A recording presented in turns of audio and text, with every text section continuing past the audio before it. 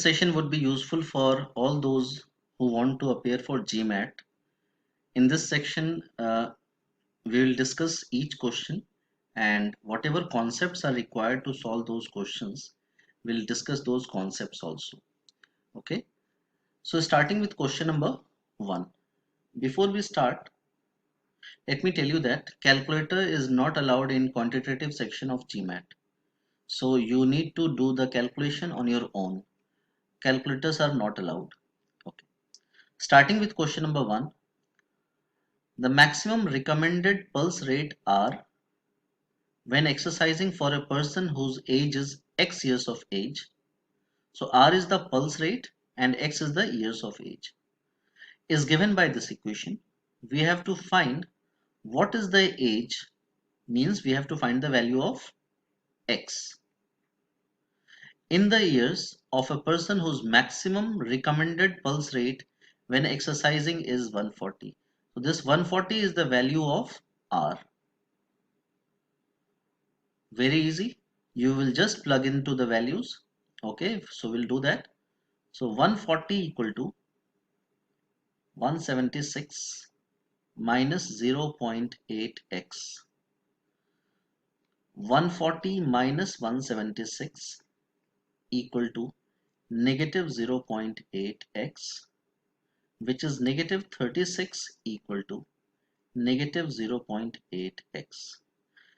Now guys, please understand, because this is negative 0.8, it will go in division. So we'll get negative 0.8 equal to x. Be cancelled. Now how to calculate the decimal division? Okay, this is a important concept here. Whenever you have a decimal in the denominator now, right, after the decimal, how many digits are there to the right side? There is only one digit. Please understand, after the decimal there is only one digit to the right side in denominator. So we'll just remove the decimal and we'll put 10 in the numerator. Because there was one digit to the right of decimal, so we put 10 to the numerator. We'll just remove this decimal. Okay. 360 divided by 8 will give you 45. That you know how to divide. So option B is the correct answer. Right. Coming to question number 2. Question says x over 4 is 2 more than x over 8. So we'll just make an equation. We know x over 4 is more. So x over 4 is, and then subtracted with x over 8 and should give you 2. Basic equation, will try to make the same denominator. Here the denominator is 4 and here the denominator is 8. So we'll multiply up and down by 2 just to make the same denominator. So what we'll get? We'll get 2x over 8 negative x over 8 equal to 2. So guys, we have made the denominator same, and then we'll do the subtraction. So 2x minus x will be just x over 8. Denominator remains same, equal to, so x equal to 16, right? Option C is the. Coming to question number 3. If Mario is 32 years old, if Mario was 32 years old 8 years ago, so 32 years was the ago, so what is the present age? Present age is 40, right? 32 plus 8 will be 40. Now the question is, how old was he x years ago? So x years ago, right now his age is 40. X years ago he was 40 minus x. Right? Okay. Coming to question number 4. Question is, if k is an integer. Now you must know what is an integer first. Integer are all good numbers like -2, -1, 0, 1, 2, 3, 4. All these good numbers with no decimal, no fraction, no powers. All these are called integers. Okay. So k is an integer and this has been given to us and this is greater than 1000. So let me make an equation. 0.00100101 times 10 to the power k is greater than 1000. I am writing as 10 cube. We have to find the least possible value of k. Okay, so guys, please understand. Uh, Now, to resolve this part, the first part, what we'll do, we'll remove the decimal and we'll put 1 down, and to the right side of the decimal, how many digits are there? If you count 0 0 1 0 1 0 1, so there are total 7 digits. So we'll have to put 7 zeros. So 7 zeros. This is how we resolve the decimals. So 7 zeros. Okay, better. Get 101 times 10 to the power. So that 10 to the power 7. So that 10 to the power 7 will bring it this side. So 10 cube times 10 to the power 7. Now guys, please understand this number 10101 I would like to write in terms of 10, because all the numbers are in terms of 10.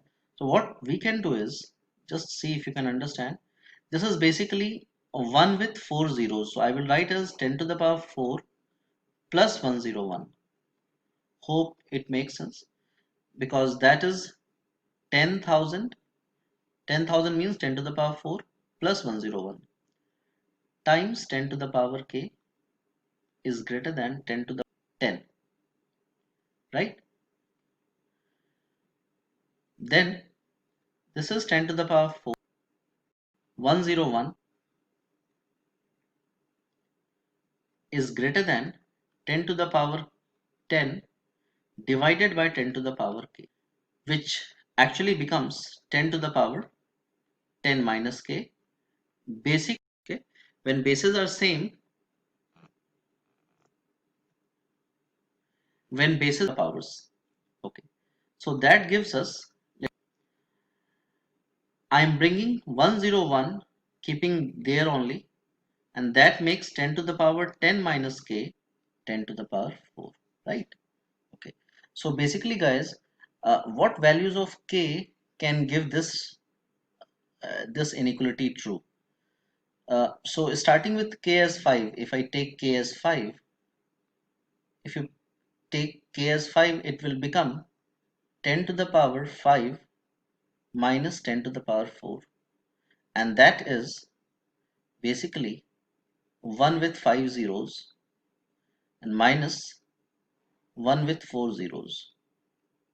So if you subtract like that, you will get somewhere a number which is greater than 101. Okay, so k5 for sure is not possible. Let's try with k as 6. If I take k as 6, what do I get? This will become 10 to the power 10 minus 6, which is 10 to the power 4, minus 10 to the power 4, and that is 101. So yes, that makes it true. K6 makes the inequality. So option E is the correct answer, right? Okay, let's move on to number 5, 2 over b equal to 0. Then we have to find the value of b. Those who have less understanding of equations, this multiplied by that equal to 0. So when we multiply two things and we get 0, it means either of the two things could be 0, right? If we multiply two things and we get 0, it means either of the two things could be 0. So based on that, either b minus 3 could be 0, or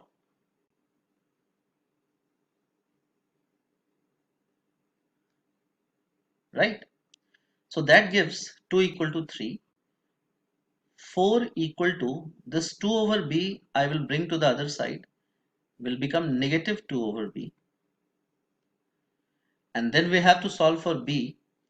So b I will bring this division, so it will become 4 times b equal to negative 2, and to find b I will bring 4 down in division, so negative.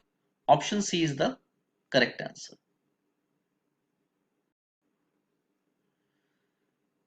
Have a look at question number 6, guys. Question says the number 2 minus 0.5, 2 minus 0.5 is basically 1.5, is how many times the number 1 minus 0.5. 1 minus 0.5 is basically 0.5. So actually they are asking that this number 1.5 is how many times of this number. So yes, when we multiply 0.5 by 3, we will get 1.5.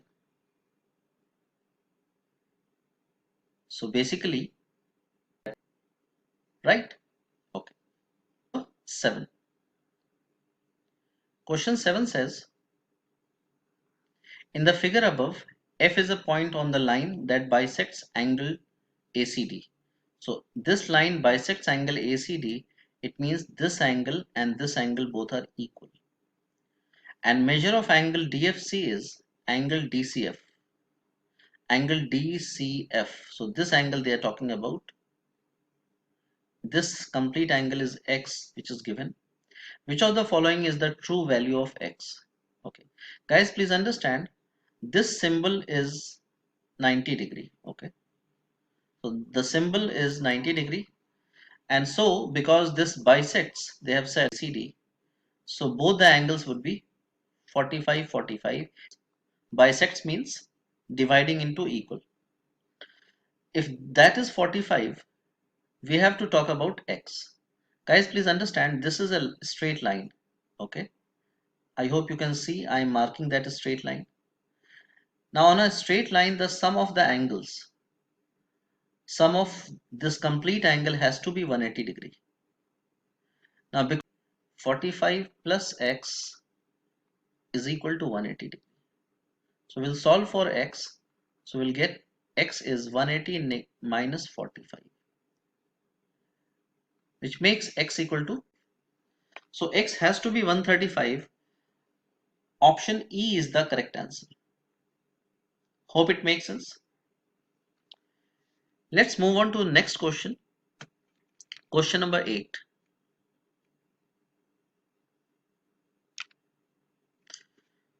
Question is, in which of the following pair are the two numbers reciprocal of each other? Now first you need to understand what is the meaning of reciprocals. Now reciprocals means the upside down number, like the reciprocal 3 over 2. Similarly, reciprocal of negative 3 over 5 will be,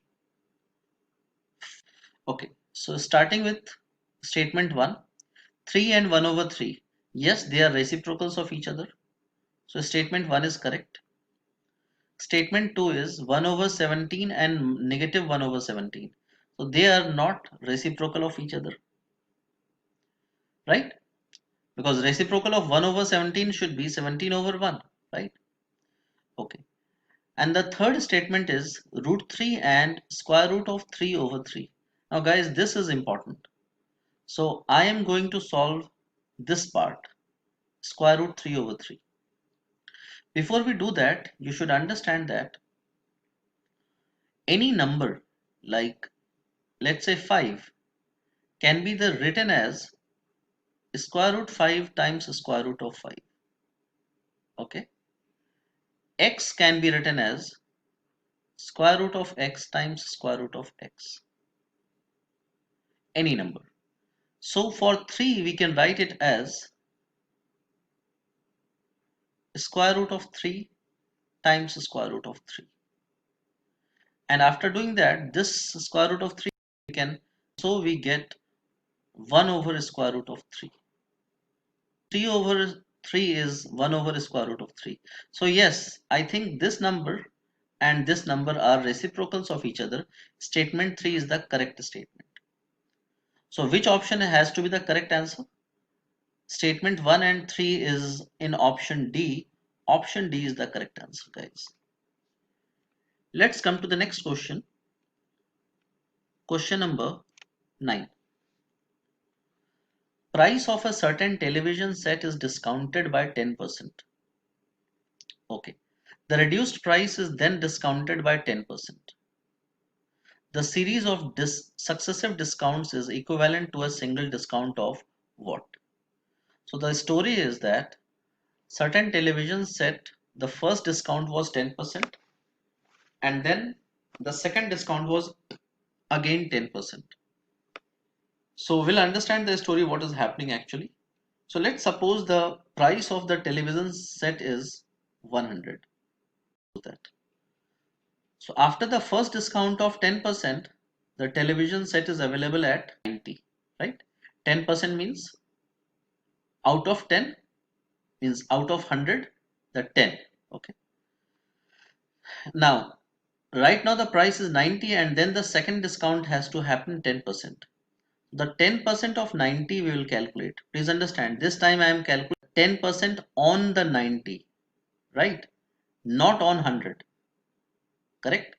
So 10% of 90 is, let me explain you certain things. 90 is just 9. For example, just 5. Some more examples. 10% of 73 will 7.3. I hope it will help you. This is the understanding. Okay. So the discount 10% on 90 is basically 9. So 9 is the discount. So after the discount, the 90 thing will be available at 81 because 9 is the discount now. Okay. So this is finally the television set is available at 81 and its initial price was 100. So the series of successive discounts, by how much it has been reduced? It has been reduced by 19%.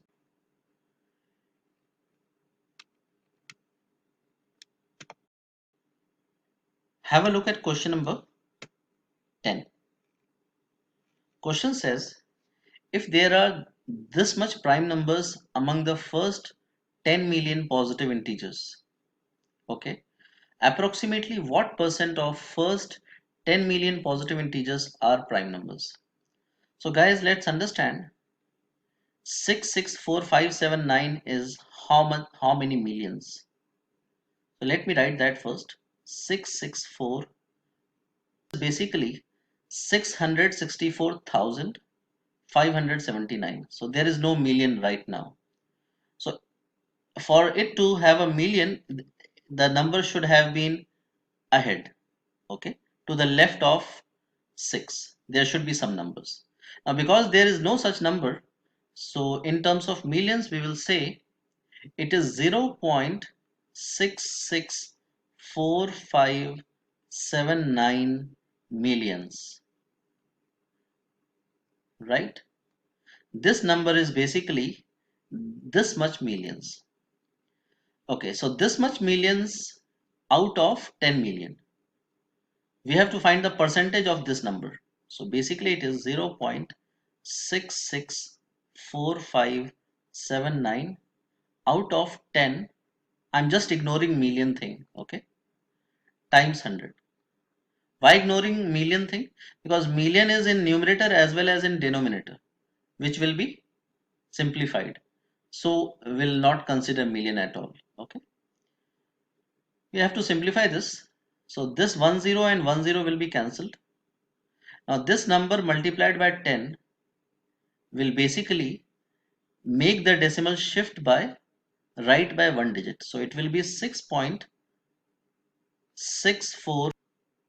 Option D is the correct answer, right? Okay.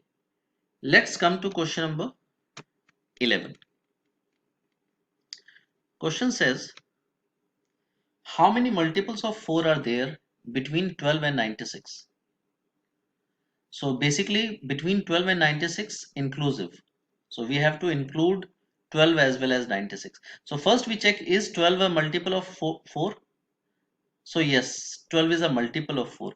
Guys, please understand, multiple means any number which we get after multiplying. So the multiple of 4s are 4, 8, numbers which we get when we multiply 4 with something. Okay, so these are the multiples of 4. So basically The multiples of 4 start with 12. First multiple is 12 and then 16 and all like that, and like that up to 96. So basically we have to count how to 96. Okay. So if you observe guys, 12 is basically the third multiple of 4, right? When we multiply 4 with 3, we'll get 12, right? And 4 times what number will give you 96? 4 times 24. We divide it, right? 96 divided by 4 will give you 24, right? So we say that 96 is the 24th multiple of 4, right? So basically 4 has these multiples from third multiple, fourth multiple, all the way up to 24th multiple. So basically we have to count how many multiples are there from 3 to 24th, right? How many numbers are there? So basically we'll have to subtract. So 24 minus 3 will be 21. We subtract, we actually exclude one of the number. None of the number is to be excluded. Both the numbers are 1 plus 1, 22 numbers are there. Let me repeat it. Whenever we subtract, while subtracting, we actually exclude one of the numbers. Like if I ask you, how many numbers are from 3 to 7? 3, 4, 5, 6, 7. So 7 are there. There are 5 numbers. So after subtracting, you add just 1 because one of the numbers. So actually there are 5 numbers from 3 to 5. We said from 3 to 24 there are 22 numbers. Option B is the correct answer. Let's move to number 12. Question is, a country X, in a country X, a returning tourist may import goods with a total value of 500 or less dollars, but must pay an 8% extra on the portion of total value of excess of $500. What tax must be paid by a returning tourist who imports goods with a total value of $730? So the tax is to be calculated on the excess of 500. So excess of 500 is 730 minus 500 would be 230. So basically we have to calculate the tax on $230. 8, so 8% of 230 is 8 over 100 times 230. Now guys, please understand, while simplifying, we'll just try to simplify only the zero parts. Now 8 over 10 will not try to simplify. Okay, we'll try to keep 10 as it is, so that calculation is easy. So 8 times 23 is, you know how to multiply. 8 times 3 is 24, 2 carry over, so 18 over 10, which will be 18.4. Option D is the correct answer, right? Have a look at question number 13.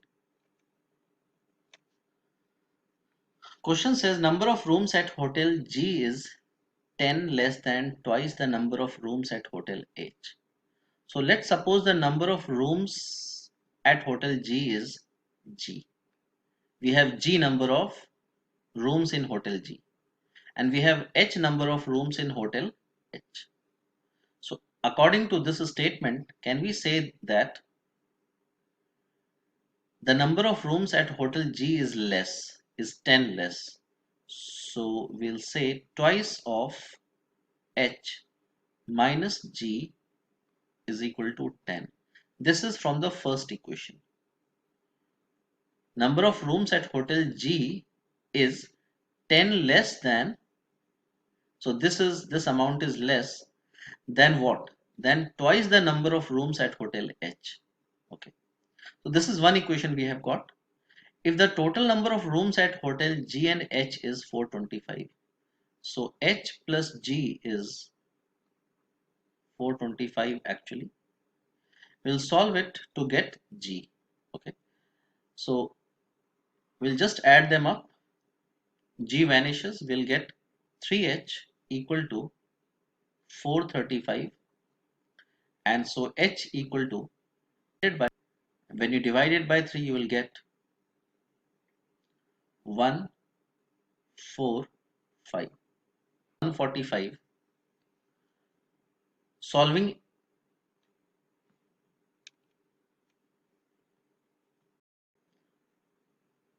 so the value of H is 145. Solving from the second equation will get equal to 425. So G equal to 425 minus 145, which is 180. Right? Option B is the. Come to question number 14.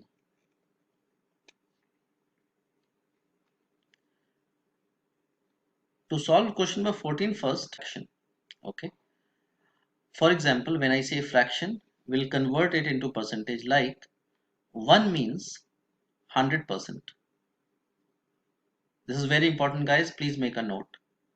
1 over 2 means 50%, that you need to memorize. Okay. 1 over 3 means 33.33%. 1 over 4 means 25. The percentage using calculator. You will just. Now let's coming to the question. So 2/3 will calculate the percentage of that. So 2/3 means 1/3 means 33.33%. 2/3 means the double of that. Okay. Looking at option A, it is 33 over 50. So guys, please understand, what is 1 over 50 in terms of percentage? 1 over 50 is 2%, right? And times 33 would be 66%. So that is the percentage for option A. Now, you need to remember the percentage value of 1 over 11. So for 1 over 11, I am writing it here. 1 over 11 percentage value is 8 over 11, right? So it is 8 times 9.09, which is around 72%. You don't need to be very accurate. You have to be just approximate. Option C is 1 over 5. 1 over 5 is 20%. So 1 over 5 is 20%. So 3 over 5 is around 60%. Okay. Option D is 1 over 27. We don't know 1 over 27. But if you observe, 13 over 27 is approximately equal to 50%. Right? It is approximately equal to 50%. So we'll just write 50%. Okay. 5 over 8. 1 over 8 is 12.5%. So 5 over 8 is 12.5 times 5, which is 62.5%. Right? Okay. Now we have to check which of the percentage value is more than 2/3, which is 66.66%. The only option is option B, which is 72%. That's the correct answer. Let's come to question number 15. It says if 60% of rectangular floors is covered by rectangular rug that is 9 feet by 12 feet, what is the area in square feet of the floor? So basically 60% of the floor is covered by, means 60% 9 feet by 12 feet, right? So 9 feet by 12 feet means the area is how much? Area is, so 60% represents one. Guys, please understand. We have to find the complete area, right? So basically we are interested in 100%. 100% represents what? Direct proportionality. I mean, like 60% is 108. So 100% would be for sure more than that, right? Because the percentage has increased. So greater value will be there, right? So that is why I said it is a direct proportional. Okay. In all direct proportional questions, you can simply calculate like this. So 60 over 100, when we simplify, will simplify 1010. 6 over 10 will be actually 3 over 5. So 3 over 5 equal to 108 over x. So x equal to, basically we'll do cross multiplication. So 3x equal to 108 times 5 over 3. So 108 divided by 3, when you divide it, you should learn how to divide. 336 times 5. 36 times 5 is 180.